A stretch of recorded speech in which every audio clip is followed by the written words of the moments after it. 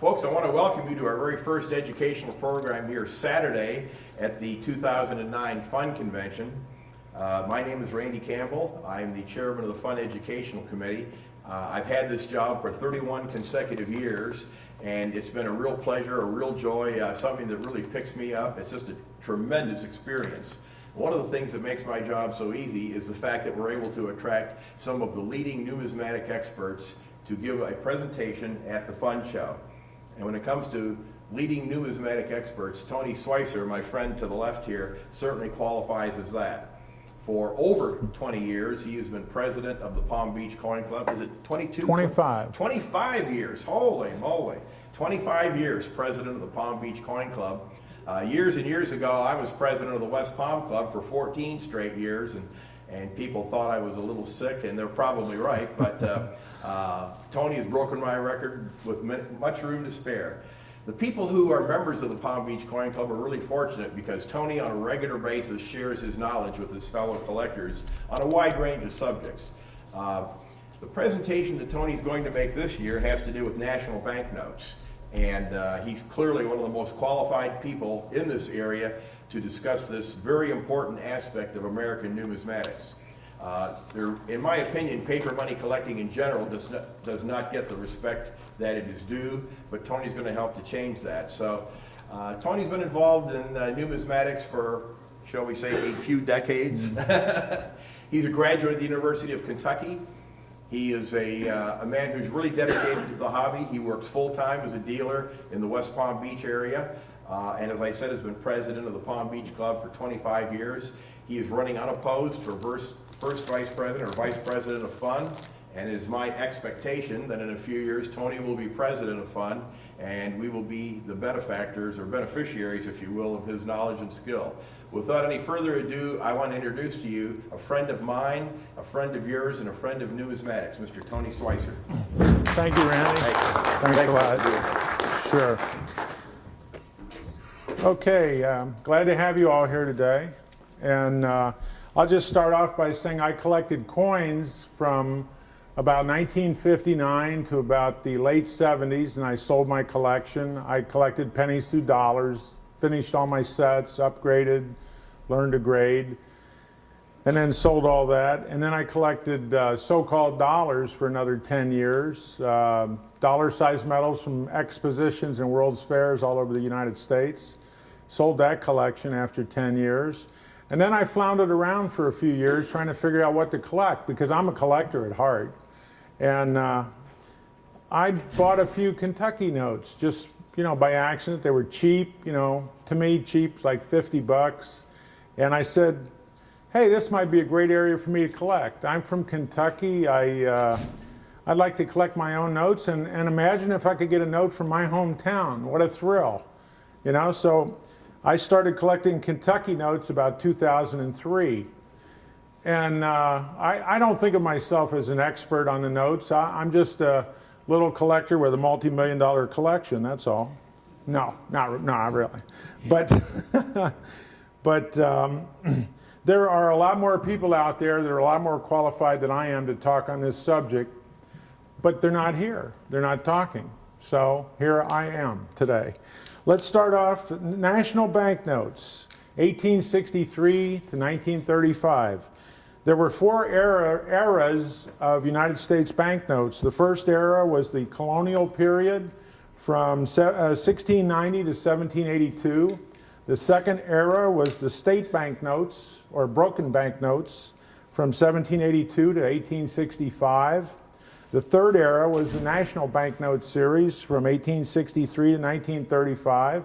And the fourth era, Federal Reserve notes from 1913 to present. In 1863, with the Civil War in its third year, the government needed money to pay for the war.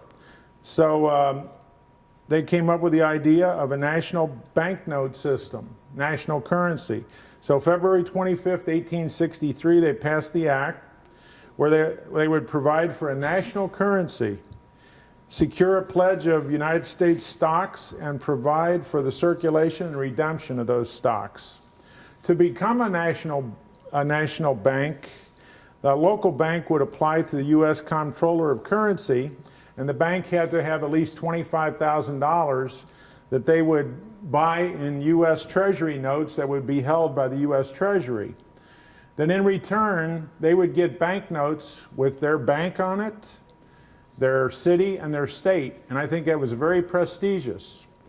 And therefore, they could spend up to 90% of the money that they had invested in stocks, and then the government had that other money that they could use for the war effort. And that's how it started. The charter number, they had charter numbers on the national banks. They did not start till the 1875 series.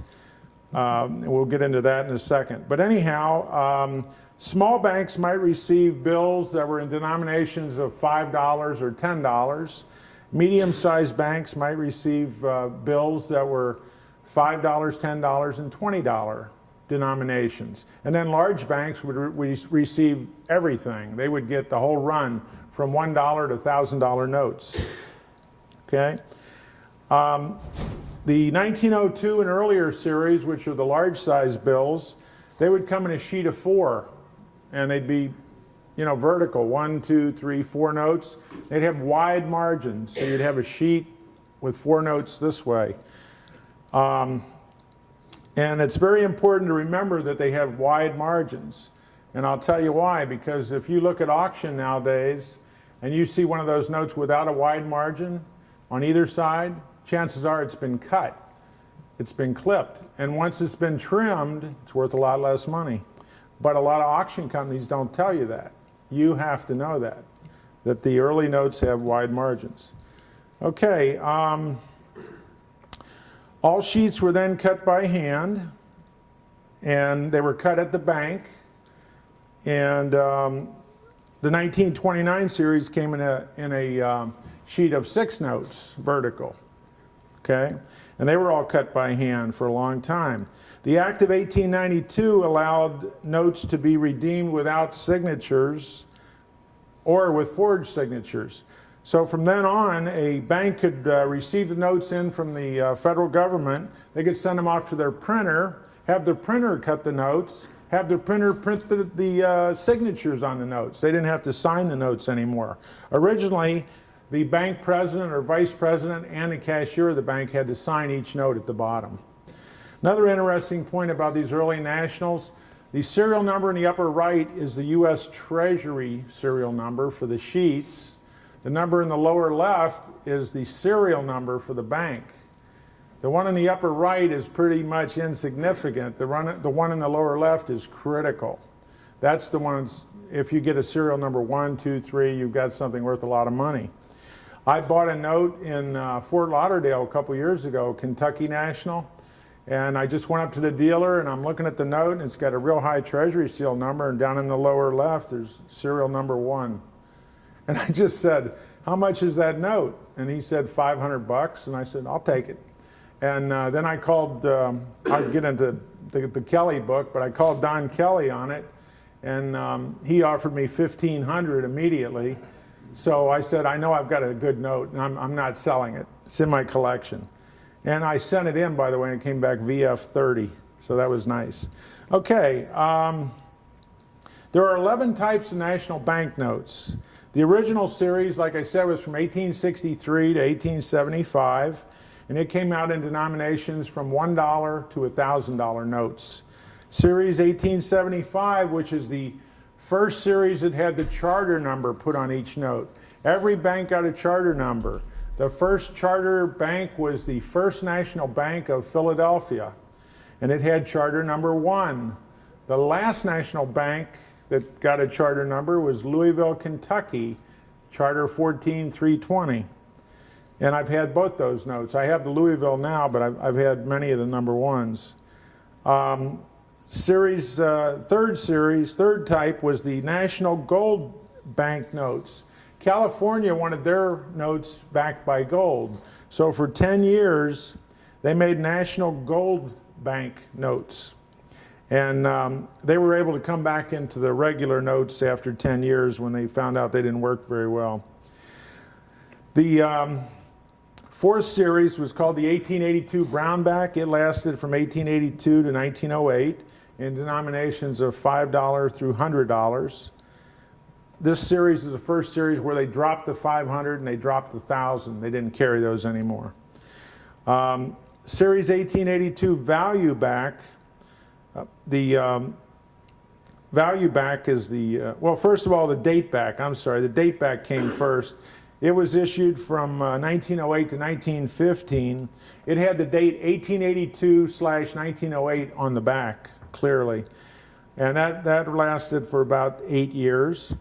Then Series 1882 Value Back was issued from 1915 to 1922. Value Back meant they actually wrote out the denomination of the note on the back. $5, $10, $20, and so on. Okay, then they issued the 1902 Red Seal series, 1902 to 1908. Didn't last very long. These, when you see a Red Seal note on these early notes, bingo, you're talking a lot of money immediately. Very, very scarce. Series 8, the 1902 Bluebacks with, and 1902 series blue seals, and they have a date back on them, 1902, 1908. Printed from 1908 to 1915, and 1902 Blue Seal Plainback, 1915 to 1929. Then the two types of 1929 notes.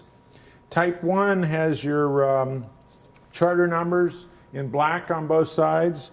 The second type, charter type 2, has your four serial numbers in brown ink on them. So that's the difference between 29 type 1 and type 2. Type 1 with this 2 serial numbers in black, type 2 with 4 serial numbers in brown. Those are all the types of national bank notes. From 1863 to 1875, these notes were printed in New York City at the American, Continental, and National Banknote Companies. By 1877, all the notes were starting to be printed at the Bureau of Engraving and Printing in Washington, D.C. These notes usually came in combination series of, like I said, there's 4 notes in a sheet. You get 3 1s and a 2 would be a normal combination. 4 5s, 4 $5 bills, 4 $10 bills, sometimes 3 10s and a 20 on the bottom. Then there were 4 20s sometimes, 3 50s and 100, a 50 and 100, or just a $100 bill printed separately. These were the most common combinations, but other combinations of printing exist. There were a total of 12,635 banks that were chartered during this period.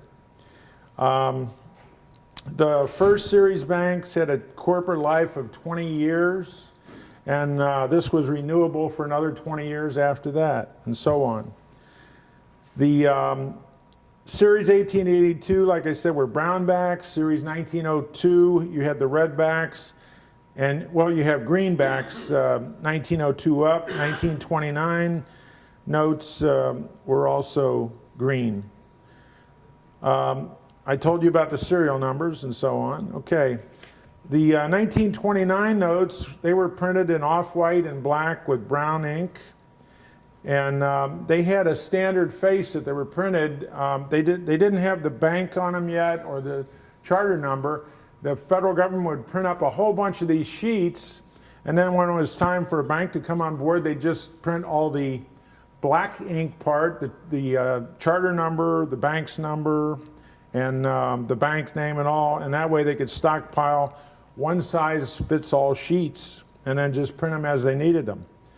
Today there were about 600,000 notes surviving, national bank notes.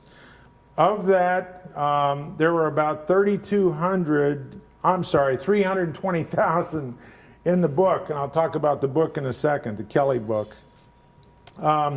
600,000 notes surviving, that's an average of about 47 notes per bank.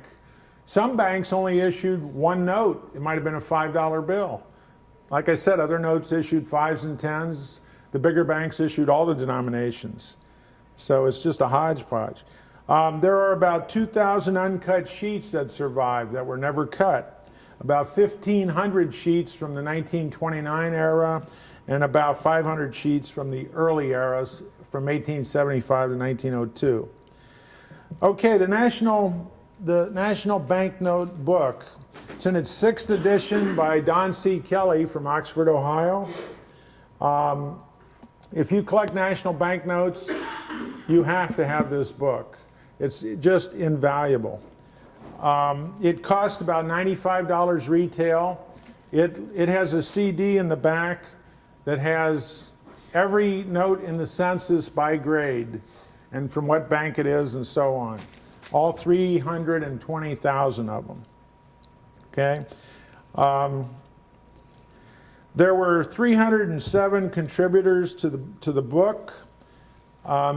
Many of the major contributors were Jim Hickman, whose original census of 150,000 national banknotes is over half the book. Peter Huntoon wrote over 200 articles on national banknotes. Louis Van Belkom made it possible to systematically study national banknotes through his works at the National Archives. And Melvin Owen Worms listed all the small-size nationals by denomination and identified each bank. So these 4 men have contributed greatly to that book. Okay, the book lists, like I said, every denomination and how many were printed of every note, how many were redeemed, how many have survived. They have a survival rate on large size and small size in the book. And they list a price in fine condition. Everything in the book is for fine condition. Okay?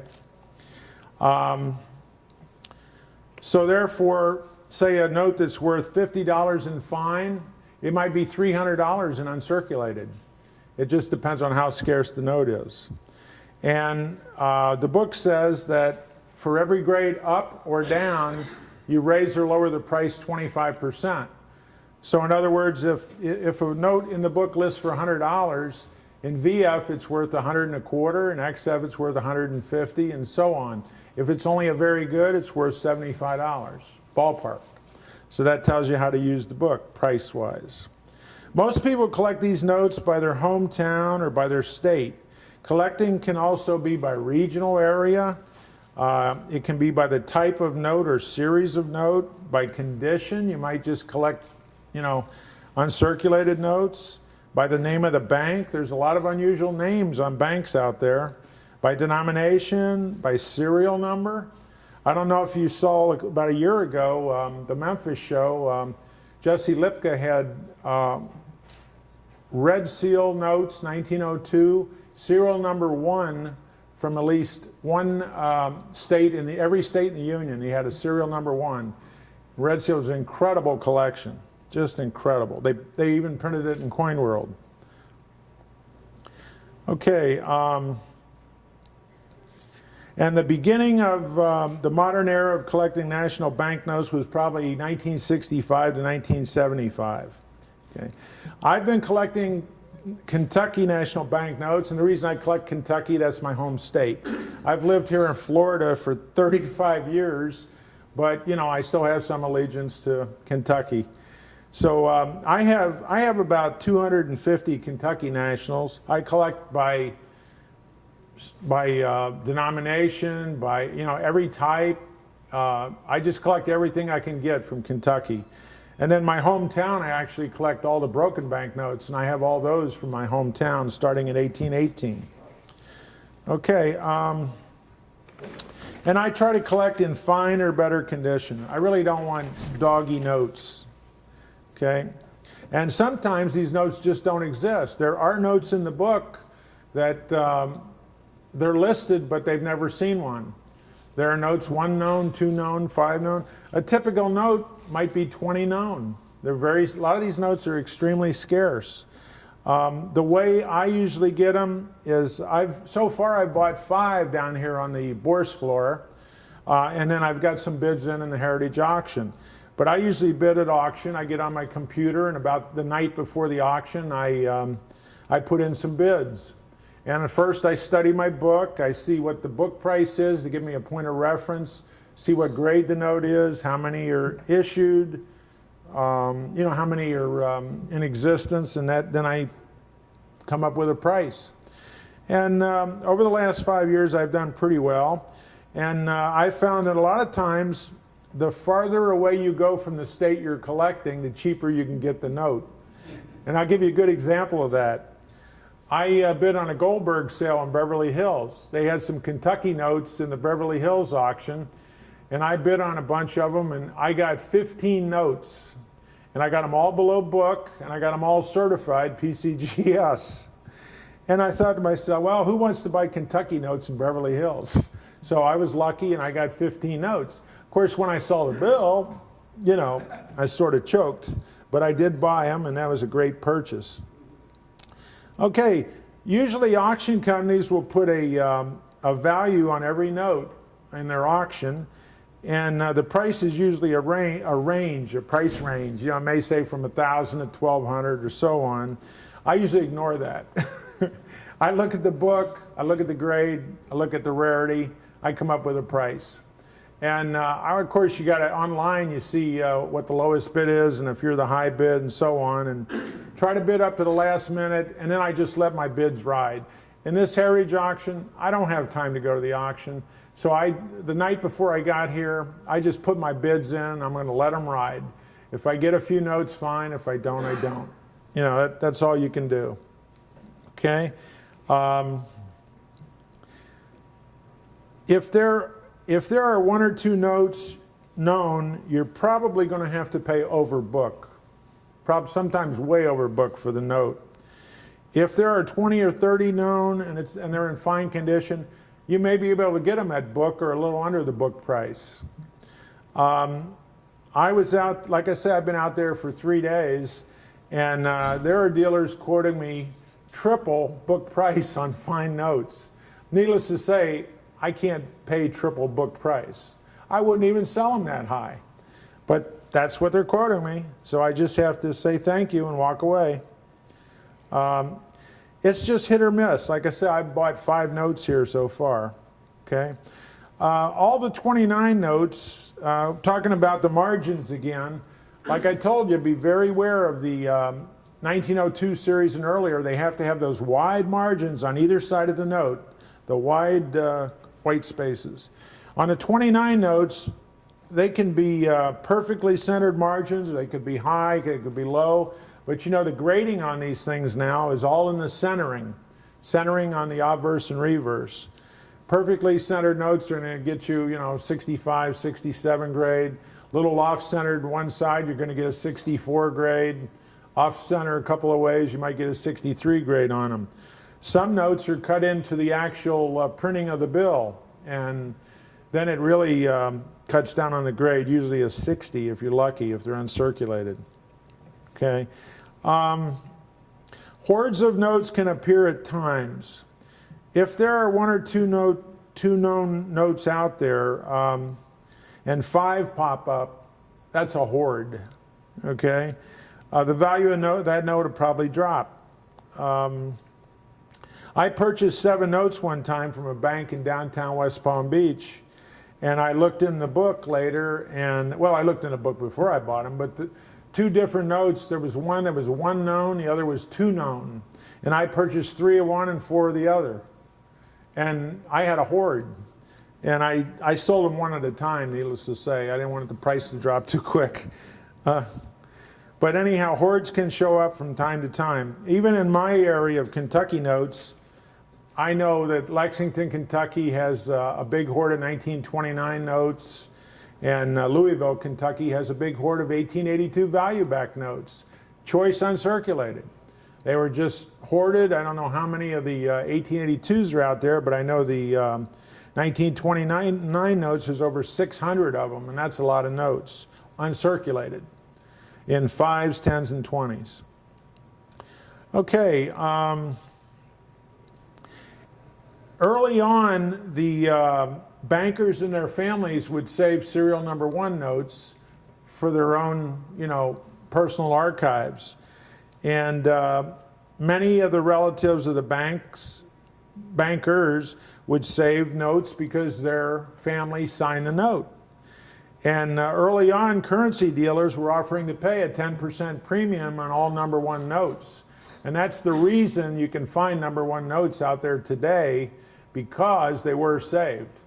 And you always find number one notes, but they're very expensive. I mean, typical number one note in a 1902 series probably would run you $3,000 to $5,000, and a typical note, number one serial number in a 1929 note might run you $1,500 to $2,500.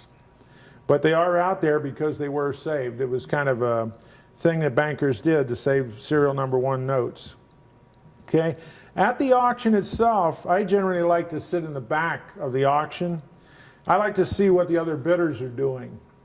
And I like to, see the pattern that's going on, who's bidding. Then I can tell who the dealers are and whether I can compete with them or not. There's some dealers you just can't compete with, and you either bid or you leave. I generally have a limit I put on every note, and I stick to that limit. I try not to go over it. And I usually purchase 2, 3, 4, 5 notes every month, and I'm happy. That's about what I do. But if you're going to collect these things, you've got to have the Kelly book. And like I say, for the information that's in here, $95 is an absolute steal on this book. Like I say, if you just take any bank in here,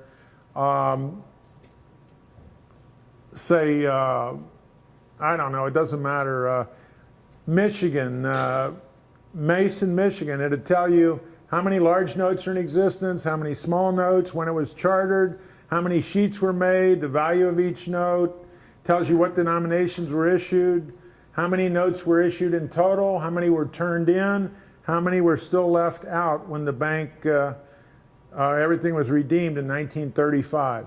So it's just got all this invaluable information. I would not collect these notes without this book. And I have nothing to do with the book, but it's critical if you're going to collect these notes. And that's about it. Like I said, I've been collecting about 5.5 years. I got about 250 notes. I find it a lot of fun. I'm going to, when I get a complete set of my hometown, every note, I'm going to put it on a CD and send it to my hometown library. I know they don't have the notes. They probably don't even know these notes exist. And that's about it. Do we have any questions? Yes, sir. I have a question about in the Kelly book, they have the outstanding notes Uh-huh. that weren't redeemed. Does that mean those notes were lost, or what happened? They're just out there. I think people saved them. I think people saved them as a souvenir, a lot of people. Some were lost, some are saved, but that's the total dollar value that's outstanding of what's out there. So there's potential that those bills are out there? Yeah. Somebody has those? Yeah. Outstanding as of 1935. Yeah, it was 1935. Since 1935, a lot of those were redeemed up to Yeah. the 60s.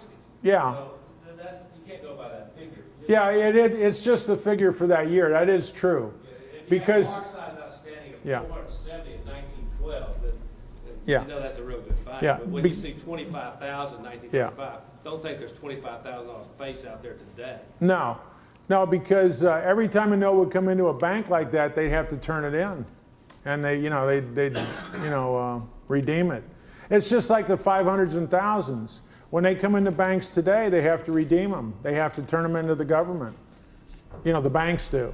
And they quit keeping track of it after then? Well, I don't think they really kept track of it very well. After 1935, they didn't keep No. anybody to keep track. No, there was one period in time where there were a lot of records that were not in the National Archives, and these guys could not figure out quantities on a lot of these notes because there was just nothing there, nothing to study. There are some areas where there's errors too, because Oh, yeah. certain areas you can find where there's very few notes, and there's more known notes today than the outstanding says. Yeah, yeah. You add Speak- up, but that's it's a generalized. Yeah. thing. Speaking of You gotta errors- use this general guide. Yeah, speaking of errors on national banknotes, that's a good area too. Extremely scarce to find errors on national banknotes, but they are out there. Years ago, I found some wetback transfers where the two sheets are wet, and the sheet that lays down on top of the other one transfers to the front or back of the note underneath it, and it's called a wet back transfer. And I found I found 3 in a row, serial numbered, 1929, and I put them at Heritage Auction, and they brought about $5,000. And I bought them at a local show for a few $100. And I just knew what they were, and I knew they were extremely scarce. Like I say, I've only been in this 5 years. There are other people out there that know a lot more than I do, but I guess they just don't want to talk about it. I don't know. Any other questions? Yes, sir. Yes, you mentioned about wide margins. Yes. Now, was that, did they maintain those wide margins even after the sheet was cut? Yes. Oh, they did? Yes, because all they did was, remember the early notes were 1, 2, 3, 4 notes. Right. They just cut them this way. Okay? Not like they trimmed the sides? No, they didn't have to trim the sides. It was unnecessary. And you know why they trim the sides today? The side might be real raggedy. If they trim it, it looks a lot better condition. So they trim it to deceive you a little. Right, right. And, and honestly, I find it very difficult to, I send notes into PMG to be graded. And to me, it's very difficult to get nice unk notes back from PMG in the early years, 1875 series, 82 series, 02 series. Very difficult. I've got a lot of uncirculated notes, but I'll send in notes that I cannot see a crease in there for the life of me, and they come back, AU 55. Now, I can grade coins much better than I can grade notes, but it's very difficult to grade those notes. A lot, and when they're washed or clean, it's hard to tell sometimes. And they'll be put in a big auction, and you don't know it, and they don't tell you. But I'm not giving anybody any push here, but I'm very happy with Heritage Auctions. A lot of the stuff I buy out of there, uncirculated, they come back uncirculated, And that's up to me. It's my problem if they don't or they do come back. I bought it and I own it, and that's it. But I've had great luck with Heritage Auctions. So, any other questions? Yes, sir. Yes, went to the Heritage Auction last night, National Banknotes, and I'm sure that the estimates are optimistic, to say the least. But a lot of the notes only brought half at the low estimate. Whoa. A lot of them did, and some of them didn't even sell. Wow. I would say probably a third didn't sell, or 25% didn't sell. Yeah. Well, we're in a bad market. We're getting into a bad market, and although I couldn't tell it from the Bourse floor, honestly, I have a table out there, and I'm doing great, but that's not good to hear. But I'll keep buying my notes. See, I'm not buying these for the money. I'm buying it for the fun of it. I've always collected as a collector. I pay what you pay. I don't care. If I have to pay a little extra to get a really great note, I'll do it.